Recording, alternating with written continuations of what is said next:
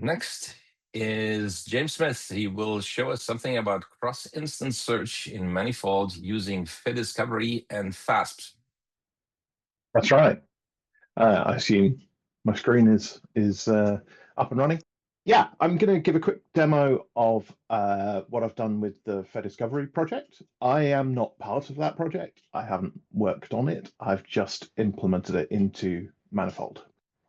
And Fediscovery is a way of having what are called auxiliary service providers, Fediverse auxiliary service providers, FASPs, that you can connect up to your Fediverse instances. It's being built by the Mastodon team. I have been looking at it to integrate into Manifold, which is a thing I'm building, which is for sharing 3D print files over the Fediverse. And of course, if you have lots of instances, you need to be able to find things between them. So federated search seemed a useful thing. So let's say this is my local instance. Let's say we want to find something to do. We want to play a game. That's okay, but that's what I've got locally. That's not much use. I can look at some what else is out there. So let's set up a FASP. So we are going to add a FASP service, and the way that these work is you go to the service, you sign up, and then it sets up the connection with your own instance and sends you back. So we are going to go to search.3dprint.social, which is one that I've got up and running. It's an instance of the sort of the reference implementation called Fediscovery, which is what the Mastodon people have been building. So I'm going to sign up. I've told it the base URL of my service. It doesn't know anything other than what it's going to get from there. So it's done a little dance backwards and forwards. All this is in the specs from the website. It's given me a fingerprint just to say, okay, this is I've set this up, and it's going to send me back to my server where I can check that fingerprint's the same. And I can now go, yeah, okay, good, everything back and forth, and those are now connected. My server knows about FASP, FASP knows about me.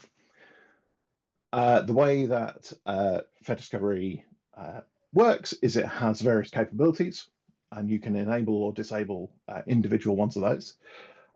For instance, we have the ones that I'm going to use are account search. So I want to turn on search. I want to be able to go find things. So I've enabled that. At the moment, you can't get feedback from the protocol over what's enabled. So that's why this you've got to remember. But and the other thing is data sharing. So I actually want to send stuff from my instance out to the FASP. So I'm going to enable that. The FASP is doing a little bit of a dance backwards and forwards and setting up what are called lifecycle subscriptions to the events. So when I create a thing in my instance, it will let the FASP know that there's a new thing there.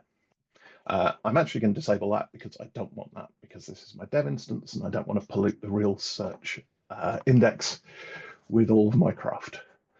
Anyway, we now have account search set up.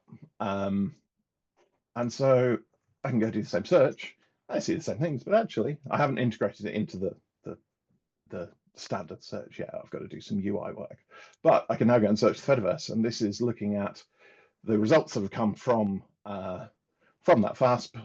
It's some results that are all on the 3dprint.social instance, which is the public Manifold instance, including one here from our very own Andy Piper, who's already been mentioned.